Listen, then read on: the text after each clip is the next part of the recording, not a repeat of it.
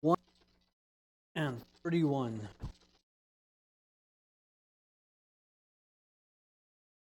Father, we do come before you, completely desiring to hear you speak to us, Lord. Again, Lord, it will always penetrate us. It will always speak to us and give us the insight. So we pray for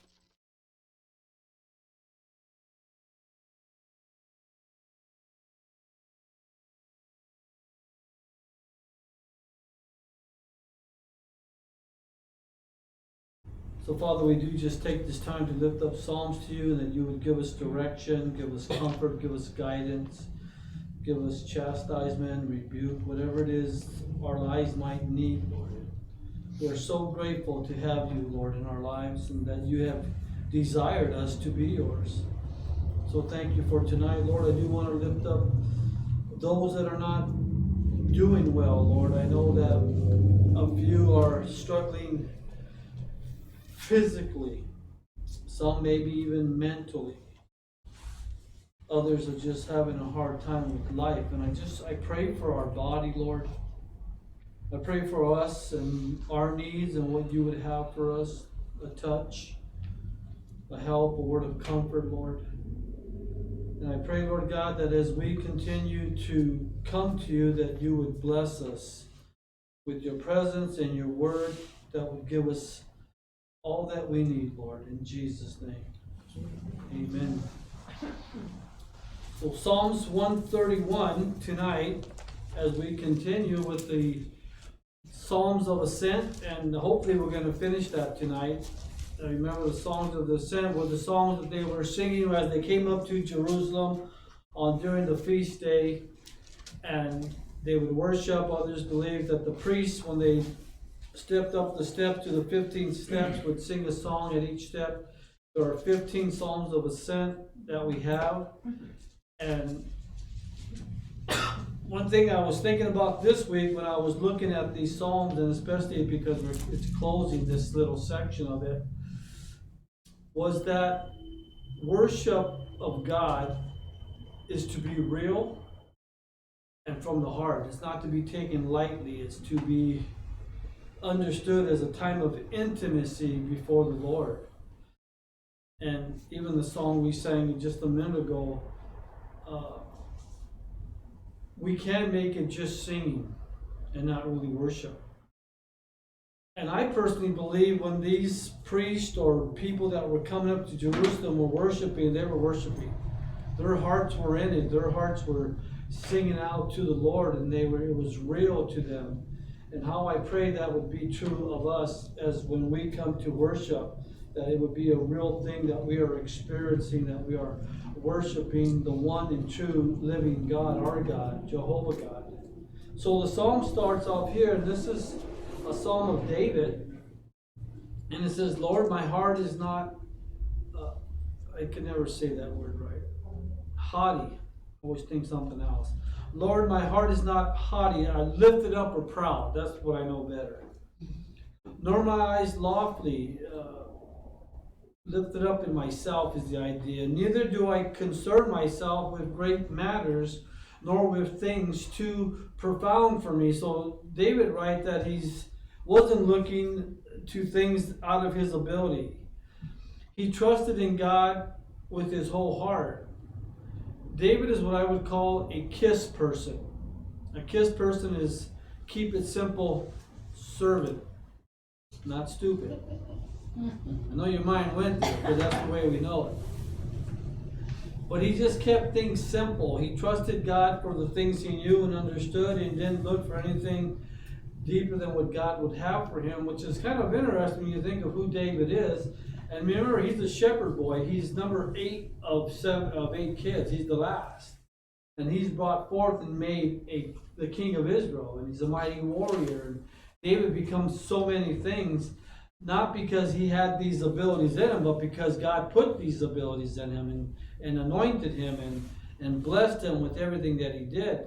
But it's just interesting that he says, I do not concern myself with great matters, nor with things too profound for me. It's almost like I don't get in other people's business. I'm not a Snoop Dogg. You know, I'm not, what's the word we always say in Spanish? Medici. You know, I'm not putting myself into what's going on in other people's lives, because he minded his own business. He kept it simple. He says, surely I have calmed and quieted my soul. So David said, I want you to notice, he says, surely I have. So he's not saying God did. He said, I have calmed and quieted my soul. And when I was looking at that, I was thinking, well, that's sort of prideful, but it's not meant that way. The idea was that because he wasn't proud or prideful, is that he learned to be humble. So he had humble beginnings. Those humble beginnings stayed with him throughout the course of his life. Often you see David confessing his sin. He never was perfect, but he was repentant. The times he blew it, he was able to come back and tell God, I'm sorry, because he was humble. And so when I think of what he says here, I have calmed and quieted my soul, I get the impression that he stayed humble and he didn't let pride get a hold of him. And if he did, he would repent of it as soon as he found out. It says, like a weaned child with his mother, like a weaned child is my soul within me. Now, wean means to be ripened, or to become mature. The idea is a baby drinks from its mother's breast until it's time to wean it off. Once a baby is weaned off the mother's breast, it's no longer considered a baby. It is now a little child. That's sort of the definition. As soon as it stops getting its nourishment from its mother's breast and begins to eat for itself and, use its hands and whatever, it's weaned, and it has to be weaned. Now, no child likes to be weaned. Some will go at it for, unfortunately, 5, 6, 7 years of drinking out their mother's breast. That's not natural. There comes a time when they just have to be stopped. And David said, I've come to the place of maturity where I'm able to walk on my own, to a degree. And so he says, like a weaned child with his mother, like a weaned child is my soul within me. So in other words, he's growing in the Lord, as we all should. And so we get this understanding of dependency and growth and maturity that he's talking about here. Psalms 122, the eternal dealings of God in Zion, which is Jerusalem. David desires to build a house for God where the Ark of the Covenant could be housed. Now, we know, and most of you probably know this, the Ark of the Covenant was gone when David was still young. And it wasn't until he became king that he decided to bring it back. So the Philistines had captured it in one of the battles, and they housed it. And we know that when they put it in the temple of Dagon, twice they found Dagon flipped over. He fell, the poor god of Dagon couldn't stand up, And so we see this in the Philistines, and then people started dying. And the Philistines, after 8 months of all this stuff happening, they decide, it's time to give this thing back. It's not really bringing us any good luck. And so they built the cart. They told them, build a cart of new wood, put the wheels, and send it down. And if it goes, it's meant to go back. If not, it's not. And they do that, and it goes. And in 1 Samuel chapter 6, it talked about all that had happened. It went to Beth-Shem, and then, to other places. And at Beth-Shem, what's really interesting is that when it was there, Samuel says, 2 Samuel tells us, or 1 Samuel tells us, 50,070 people died because of looking at the ark. 50,070 people. That's a lot of people who had died for looking at the ark when they were told not to. So God was fierce with that whole thing. And eventually it was taken to Kirjat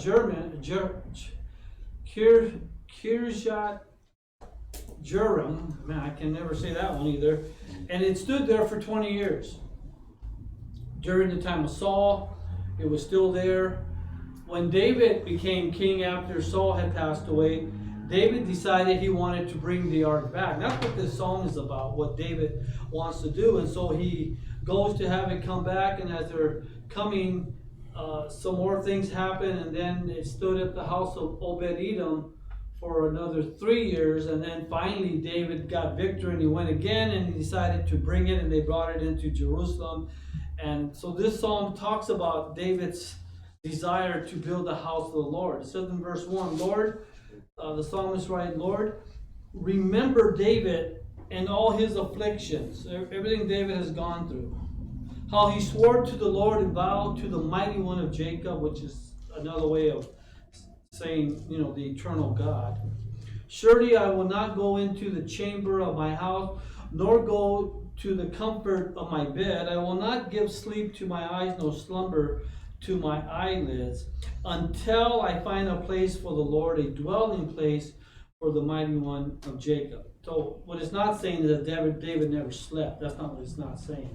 The idea was that he was focused on finding a place where the ark could be, and so he would do, that was like his first priority. Nothing else mattered. That's the idea. He had decided he was going to find a place to put the ark so that it would have a permanent housing, because they remember during the temple days, it had traveled. It had traveled with them. With Moses, it had traveled. People, it was always on the move for the most part. And David decided he wanted to build a house for the Lord. And so if you remember, David told Nathan, and Nathan said, yeah, that's a good idea, build him a house. Then the Lord called Nathan to the side and said, Nathan, you talk too fast, man. That's not what I really want. David's a man of war, and he really can't be building me no ark. But his son can. So then Nathan had to go back and say, man, I spoke too soon. That wasn't from the Lord. What he wants is that you can't do it because you're a man of bloodshed, but your son will build it. So then David went on the quest of preparing everything, finding the place, purchasing the material, grabbing the gold, everything. He had it all like a puzzle.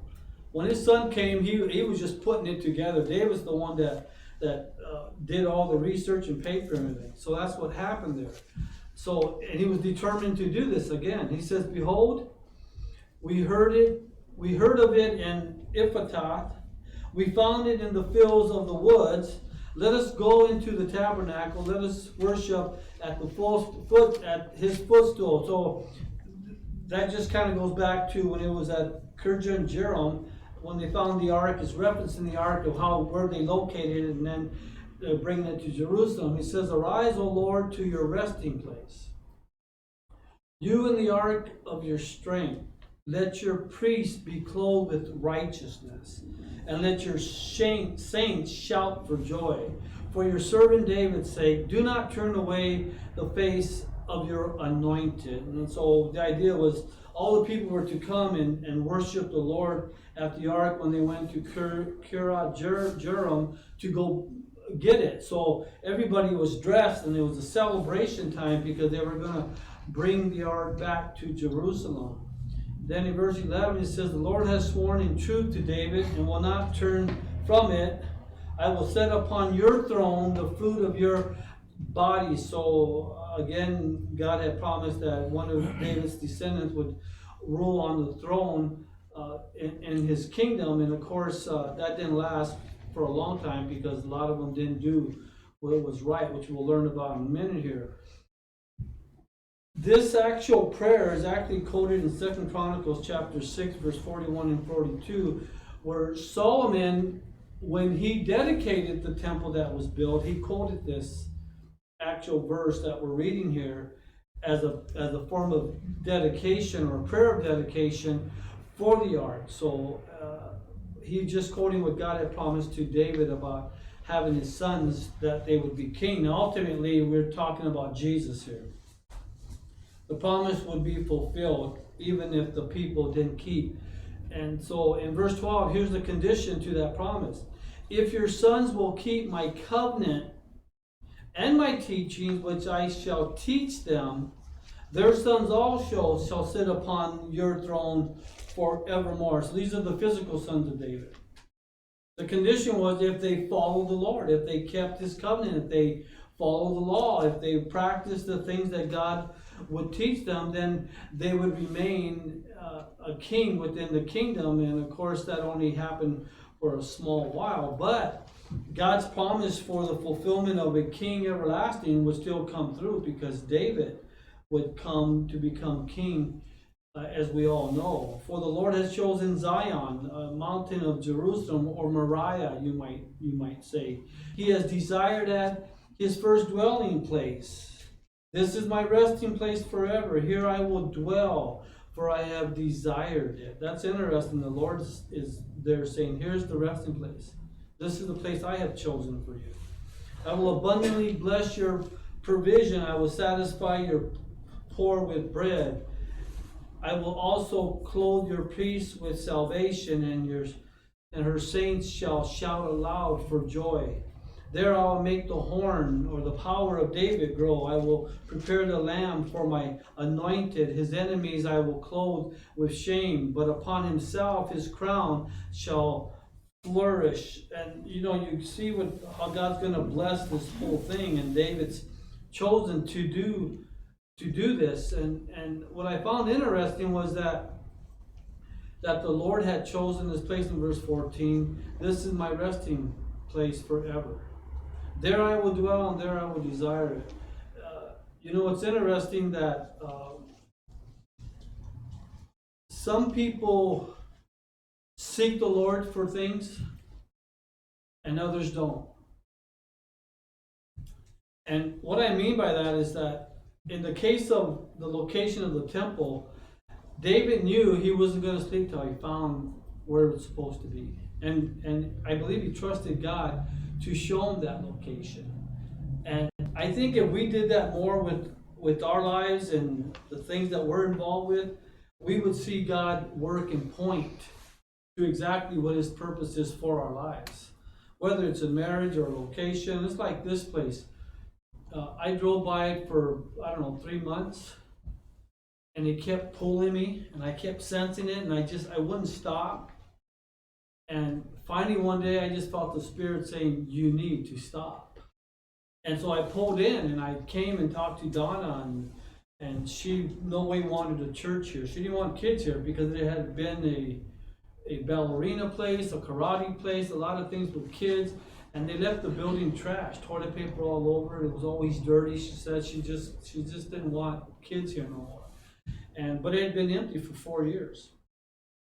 And so she took a chance. She said, you know what, we'll try this on a month-to-month base for a 6 months lease, and we'll see how it goes. But I want to have no hard feelings if I decide I don't like the way it's working.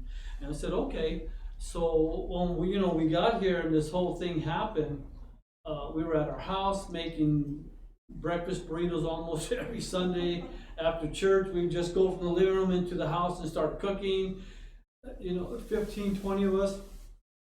And one of the things we got here is that some of the girls didn't want the place because there was no kitchen. Well, I knew there was a kitchen downstairs.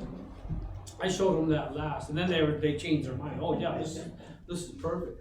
But when you seek the Lord, he puts you where he wants you. That's what I'm trying to say. So this is my resting place forever. Here I will dwell, for I have desired it. Now, according to, with the ark, it's truly an everlasting place as long as the earth is here. But ultimately, the everlasting place of the ark will be in heaven, because this earth will not be here forever.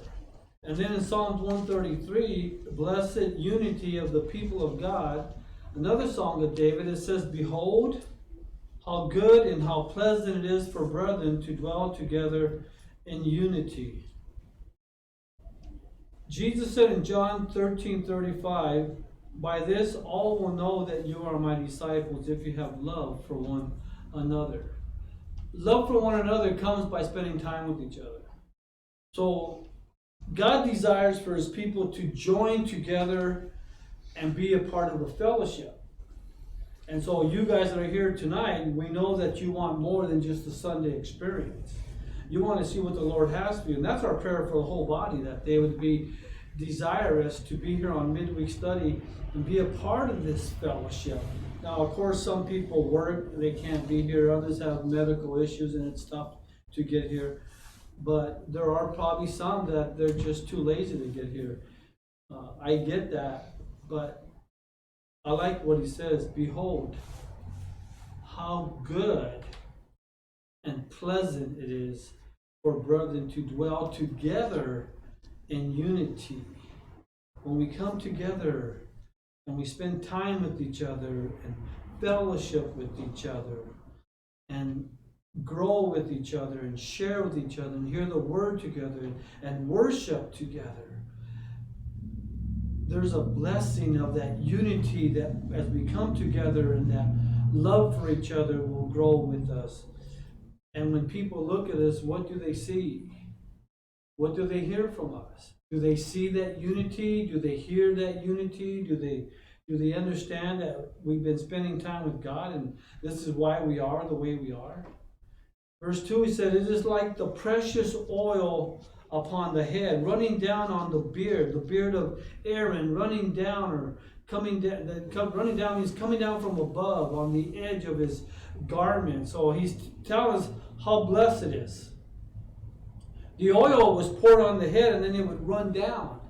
And as it came down, it was a sign of the anointing of the priests. And he's saying it's like the anointing has fallen upon us when we come together. There's like this anointing that takes place as we are in unity together, and it's got the smell of the fragrance of the oil that's shared amongst everyone. And so that's what David's writing this, and he's saying when we come together, it's like there's an anointing and there's a fragrance that comes out of all this. Why? Because we're spending time with God, we're spending time with each other. That fragrance should be smelled by other people.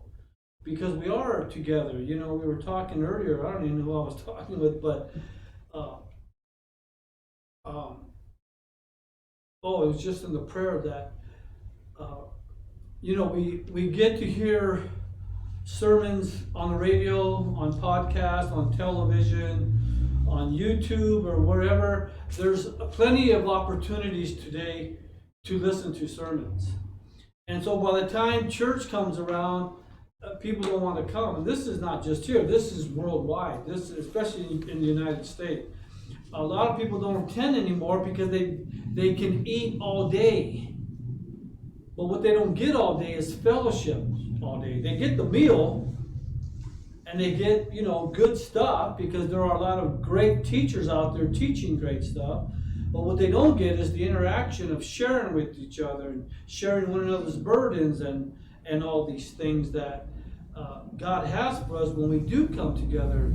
And so David says, when we come together, it's like the oil of the priest and the fragrance and the blessing of it all. That's what you get when you come together.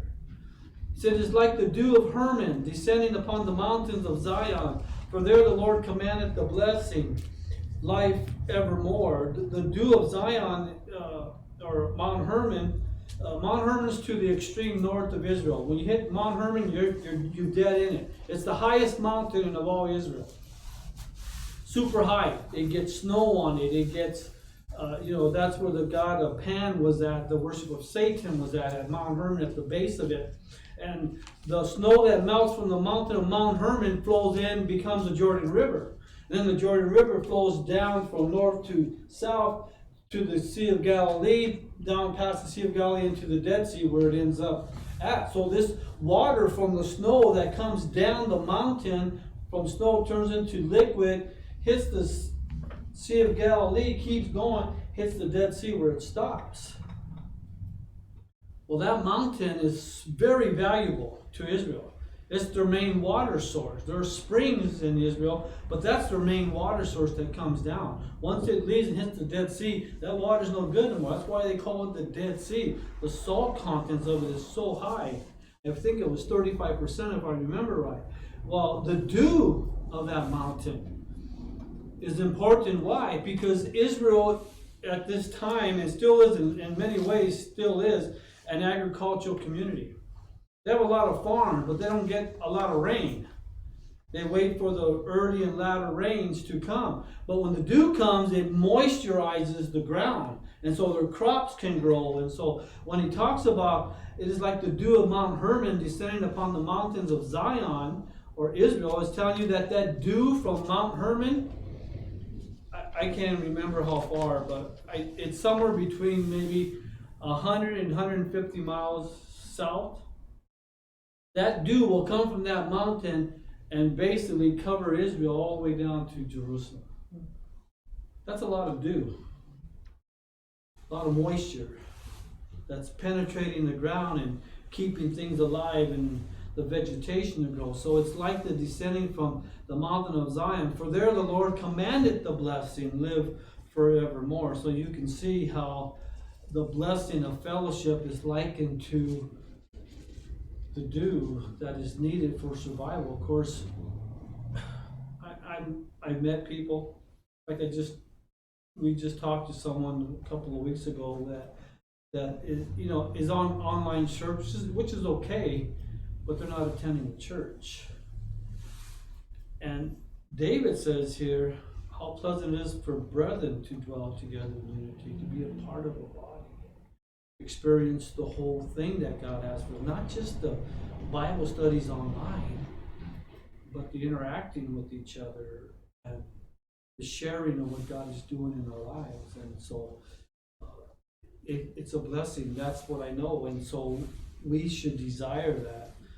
Psalms 134, which is the last psalm of this series, is the psalm praising the Lord for his house at night. I like this song, blew me away. When I read this, I thought, that's awesome. Verse 1 says, Behold, bless the Lord, all ye servants of the Lord, who by night stand in the house of the Lord. Lift up your hands in the sanctuary and bless the Lord who made heaven and earth. Bless you from Zion. Now there's a song, it's Behold, bless ye the Lord. Something like that. All ye servants of the Lord, lift up your hands and in the sanctuary, oh bless ye the Lord. It's a great song. Dana's going to learn it. This psalm, so he says, Behold, bless the Lord, all you servants of the Lord, and I love this, who by night stand in the house of the Lord. So what is said here is that the temple of the Lord is never closed.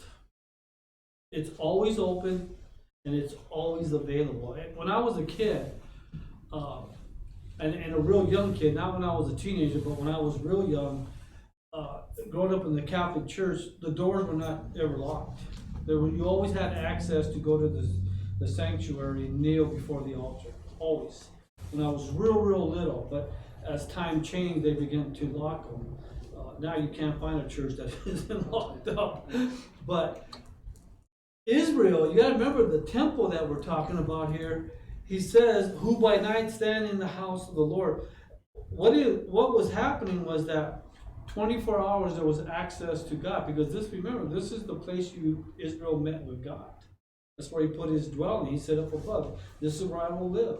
And so you could go there anytime and there would be someone praising the Lord and singing throughout that whole day. And so, it just made me think of midweek service. The importance of being a part of midweek service. That's only once a week. And we do it of course, mostly in the evening because it's dark by the time we leave here. And so when I read that, I thought, wow, that's kind of interesting. Well, I had never heard this. I was listening to Pastor Chuck, and he said after reading this verse one time, and we're not going to do this because we don't have enough people, but that he had started a ministry. I don't know how long it lasted or anything, but it sounded like months. They had 24-hour somebody at the church singing and praising available for anybody that wanted to come with us. 2 in the morning, 4 in the morning. They had a rotation of people coming that would always be there in the sanctuary, worshiping the Lord and taking turns. And I thought, wow, That's something, man. And the determination and heart of people to say, I want to be a part of that. I'll show up on Tuesday. I'll be here from 2 to 3 in the morning, and people rotating, taking turns, being available, whether anybody showed up or not. They were just there praising the Lord. That's what Israel did. They always had their priest there, and so bless the Lord, all you servants of the Lord, who by night stand in the house of the Lord. Lift up your hands in the sanctuary and bless the Lord. And a lot of places you see people, they lift up their hands in worship. It's commanded here. Lift up your hands and worship the Lord. The only thing I would say about lifting up our hands is being careful you don't start swaying and knocking into people, man. Bumping them off their seat and shooting them over to the other side or something. But it tells us lift up our hands in the sanctuary and bless the Lord. And so when you lift up your hands, you're blessing the Lord. It's not only that you're praising Him, but you're blessing Him. He wants to be blessed by us, and He tells us how to do that. The Lord who made heaven and earth bless you from Zion. Now that's an interesting verse. Because all this has been about what He's doing for the Lord, what He wants to do for the Lord, and all of a sudden at the end here He says, the Lord who made heaven and earth bless you from Zion. Remember, the temple is in Zion, it's in Jerusalem. And He ends by saying, this song by saying, the Lord wants to bless you for being here, for being a part of this whole thing, for enjoying it and coming and being a part of all that is taking place there. God wants to bless you from heaven. Now, who doesn't want a blessing from God? I thought that's a great way to end a psalm, especially in this section of the Psalms of Ascent. You know what? The Lord's blessing will be upon you. And the psalmist tells us, God's blessing is upon us. And I thought, you can't get no better than that.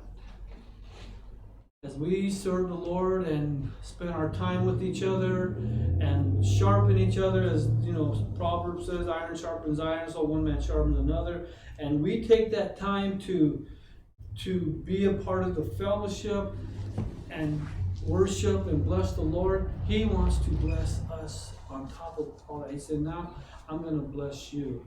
And who doesn't want a blessing? Father, we are so grateful that you desire to bless us. And Lord, our lives are centered upon you, and one thing I know, Lord, as I was reminded today, we don't know the heart of not one single person here. We have no idea of the realities of their lives or of the practices of their lives. The things that they are doing behind closed door, the things that are honest and true, and the things that are not so honest and not so true. What we know, Lord, is that we are here to worship you, to love you, and to be drawn by you. And I pray for this body, Lord. I pray for every one of us here tonight that we would be drawn, and it would be real, and it would be in many ways effortless. Just the pouring of ourselves into you, Lord God, and allowing you to mold us and shape us and cleanse us and wash us. And so I just thank you for tonight. I thank you for these Psalms of Ascent, Lord, the worship of you and the anticipating of you, and even through these Psalms, Lord, that we desire to spend time with you. And so I thank you for allowing us to be here on a Thursday night and to spend that time with you, Lord, in your word and in worship. May you bless us, Father. In Jesus' name we pray. Amen.